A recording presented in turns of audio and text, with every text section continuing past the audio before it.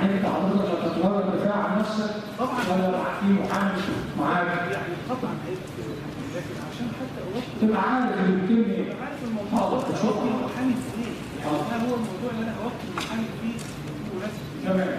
الطلب ايضا انا عايز المحامي ده طلب جوهري جدا ومكن من مقابلته يبقى في زياره اعرف اتكلم معاه بمده كافيه، لان الزياره حتى لما كانت مسموحه المسائل كان مدتها 5 دقائق وبدون حضور حد من رجال الشرطه. فانا عايز ان يبكر من استقبال المحامي مده كافيه بدون حضور احد من رجال الشرطه اللي هي القانون. يضاف الى كده بس في مادة سجون بتقول كذا وكذا وكذا وكذا. قانون ماده 141 مش كده ولا ايه؟ اجراءات 141 من قانون الاجراءات ان المتهم من حقه ان يلتقي دائما بمدافع عنه بدون حضور احد. بالظبط. يبقى القانون تمام.